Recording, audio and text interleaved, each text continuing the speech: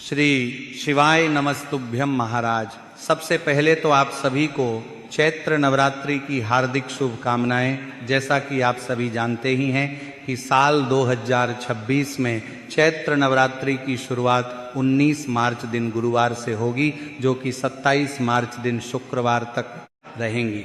ऐसे में महाराज आज हम जानेंगे कि चैत्र नवरात्रि में माता रानी का पूजन सभी माताएं और बहनें अपने ही घर में बिल्कुल सरल विधि से कैसे कर सकती हैं, यानी कि चौकी कहाँ लगानी, दिशा में लगानी चाहिए और माता रानी की स्थापना किस प्रकार करनी चाहिए।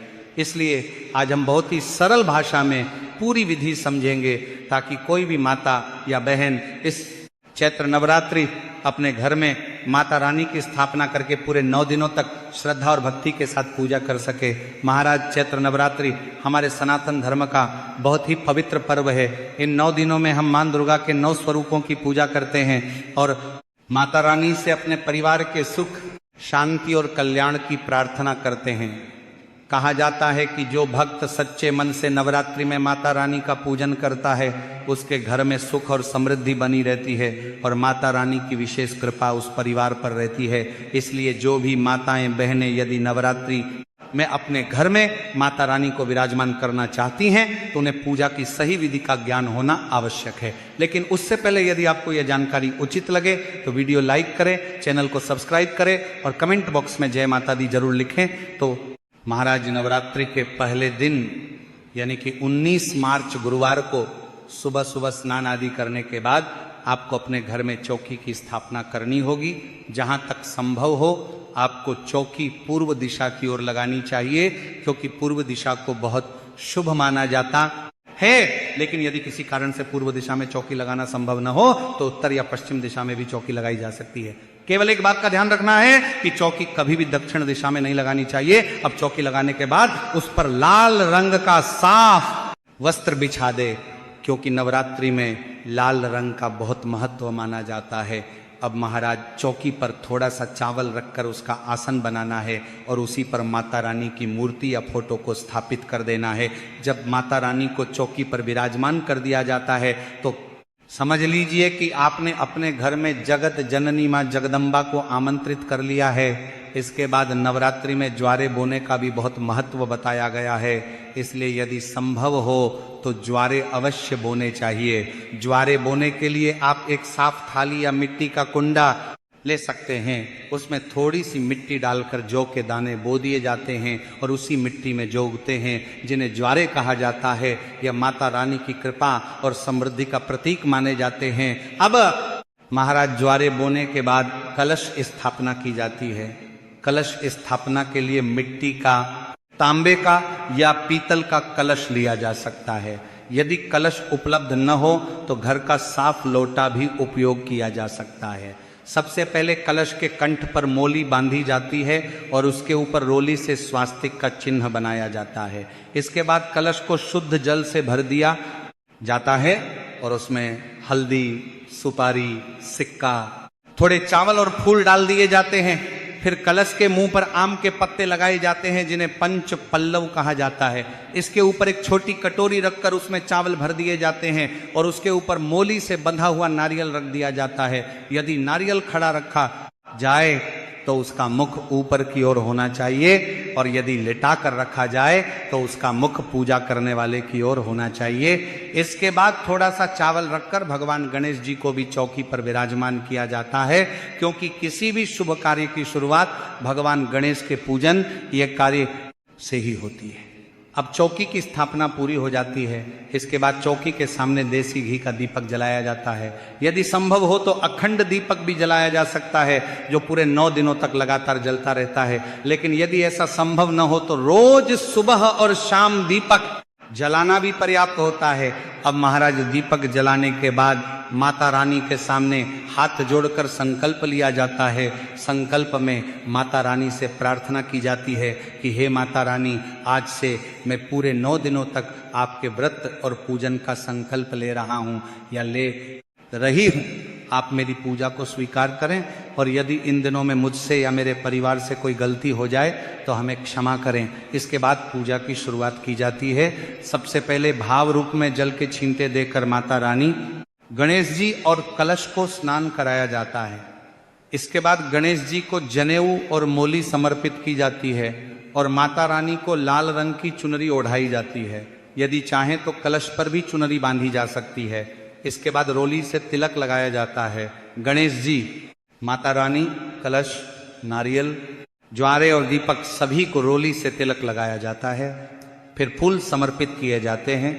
यदि फूलों की माला हो तो माला चढ़ाई जा सकती है और यदि केवल फूल हो तो फूल भी चढ़ाए जा सकते हैं। इसके बाद माता रानी को श्रृंगार का सामान अर्पित किया जाता है। माता रानी को 16 श्रृंगार चढ़ाना बहुत शुभ माना जाता है। लेकिन यदि सभी चीजें उपलब्ध न हो तो श्रद्धा के अनुसार जितना संभव हो उतना श्रृंगार समर्पित किया जा सकता है। इसके बाद माता रानी को भोग समर्पित किया जाता है। स्थापना के दिन यदि संभव हो तो पान का भोग अवश्य चढ़ाना चाहिए। यदि मीठा पान उपलब्ध हो तो मीठा पान चढ़ाया जा सकता है और यदि न हो तो पान के पत्ते पर पतासा, सुपारी, लौंग और इलायची रखकर भी भोग समर्पित किया जा सकता है। इसके साथ पतासा या मिश्री का भोग भी चढ़ाया जाता है और फल या पंचमेवा भी अर्पित किया जा सकता है। इसके बाद थोड़ा सा जल समर्पित करके माता रानी से भोग ग्रहण करने की प्रार्थना की जाती है।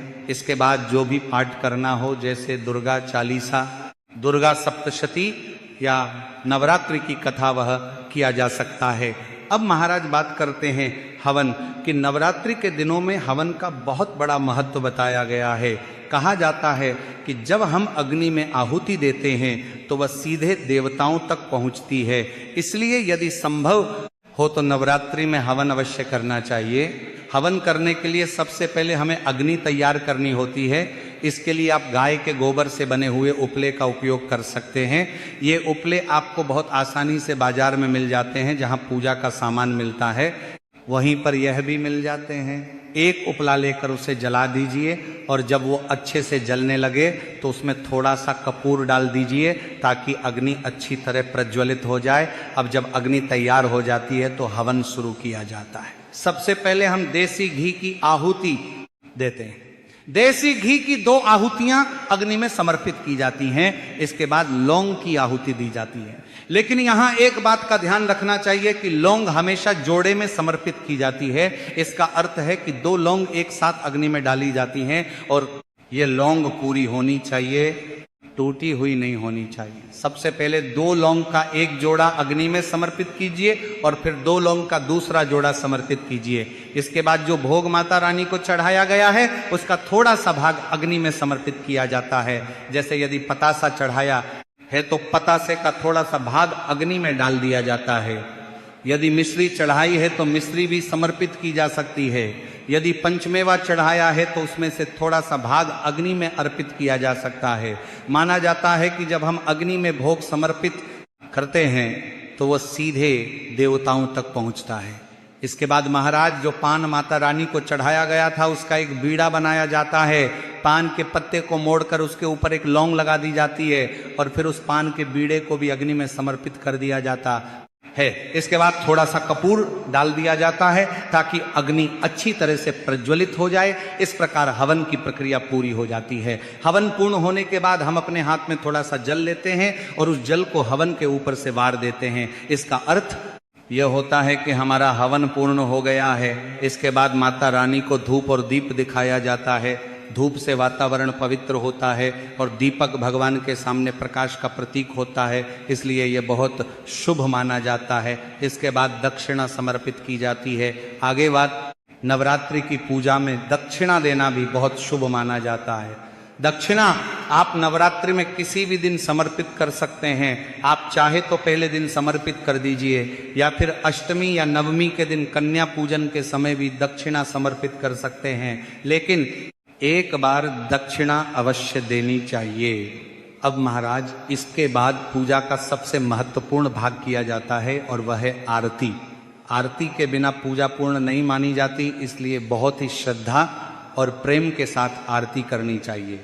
सबसे पहले भगवान गणेश जी की आरती की जाती है और उसके बाद माता रानी की आरती की जाती है। माता रानी की जो भी आरती आपको आती हो वही आरती आप भक्ति भाव से कर सकते हैं। आरती करने के बाद हाथ जोड़कर माता रानी से प्रार्थना की जाती है कि यदि पूजा में हमसे कोई गलती हो गई हो तो माता रानी हमें क्षमा करें और हमारे परिवार पर अपनी कृपा बनाए रखें।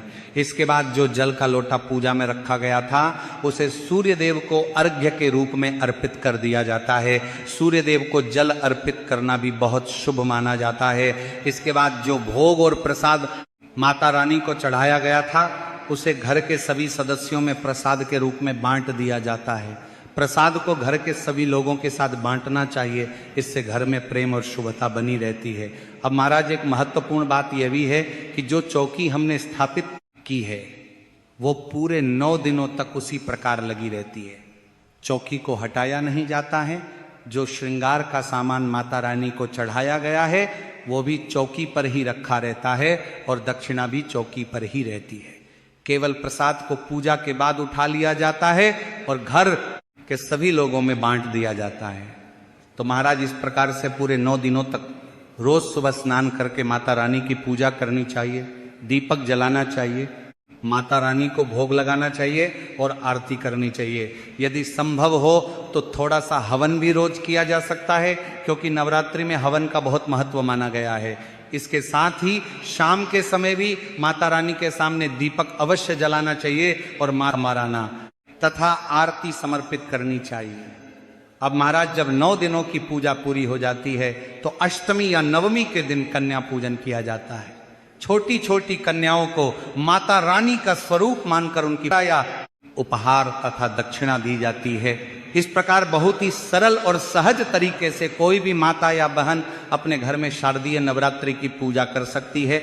इसके लिए किसी कठिन विधि की आवश्यकता नहीं होती, केवल सच्ची श्रद्धा और भक्ति की आवश्यकता होती है। जो भी भक्त सच्चे मन से माता रानी की पूजा करता है उसके जीवन में सुख, शांति और समृद्धि अवश्य आती है।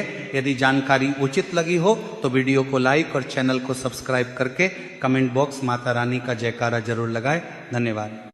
12 महीने शिवरात्रि आती है, प्रदोष को ही शिवरात्रि का भाव है। 12 महीने आते हैं। अगर व्यापार ना चले, दुख तकलीफ ज्यादा हो, कष्ट ज्यादा हो, बहुत टेंशन जिंदगी में चल रहा हो, अगर बीमारी ने भी घेर रखा हो और बहुत जिंदगी में दुख चल रहा हो, कहीं मत जाना। प्रत्येक महीने प्रदोष आती है, हर महीने शिवरात्रि प्रदोष आती है। एक शमी पत्र, 5 बेलपत्र तांबे के लोटे में जल में डाल लीजिए।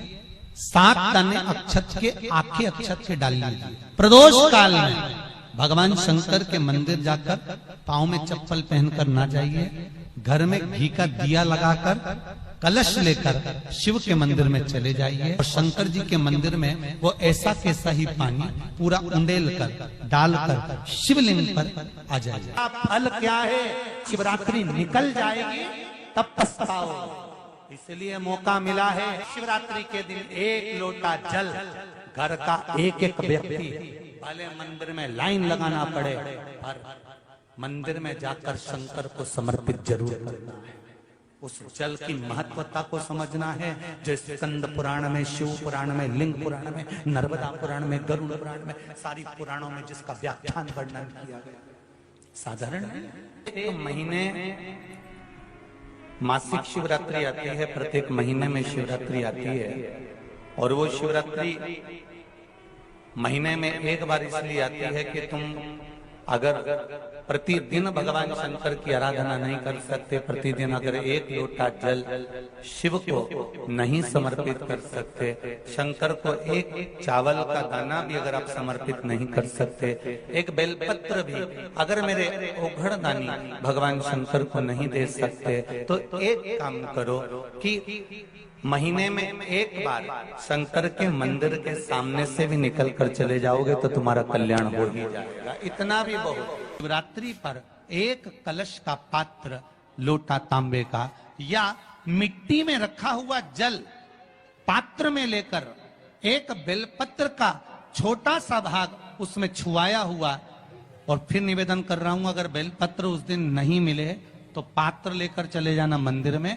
मंदिर में शंकर जी पे तो बेलपत्र चढ़ी होगी ना, अरे बोलो तो जरा, चढ़ी होगी ना। उसी बेलपत्र को धोकर फिर जल के पात्र में उसको छुआकर फिर शंकर भगवान को भाव से, दिल से जो चाहते हो, धन, वैभव, संपदा, सत्ता या रोग से मुक्ति, चाहे उदर से जुड़ी हो। हाँ, एक चीज का ध्यान करना, अगर संपदा के लिए, विवाह के लिए या विद्या के लिए या अन्य चीजों के लिए आप शिव जी को जल चढ़ा रहे हो तो उसके जल को उठाकर नहीं लाना है। और अगर रोग के लिए जल चढ़ा रहे हो कि मुझे ये तकलीफ है, घर में ये बीमारी चल रही है या रोग चल रहा है, या किडनी का या लीवर का या कैंसर का या ब्लड प्रेशर का, तो जो जल तुमने समर्पित करा उसको लेकर आकर आचमन भी करना। कौन से दिन? जम के बोलो जरा। शिवरात्रि के मंदिर में शिवरात्रि के दिन एक बात अपने जीवन में उतार कर रखिएगा। सोमवार की अष्टमी, शिवरात्रि या सोमवार, प्रदोष, बन सके तुम्हारे पास में शिवालय हो या बेलपत्री का वृक्ष हो, वहां दीप दान अवश्य करना चाहिए। अब एक बात का स्मरण आपको रहे थोड़ा सा, अगर किसी कामना के वश अगर हम दीप लगा रहे हैं या हमारे मन में कोई भाव उत्पन्न है और हम बाबा से कहना चाहते हैं कि बाबा मेरा ये कार्य है आप पूर्ण करिएगा, तो फिर शिव मंदिर में भी लंबी बाती का दीप आप प्रदोष या सोमवार की अष्टमी या सोमवार या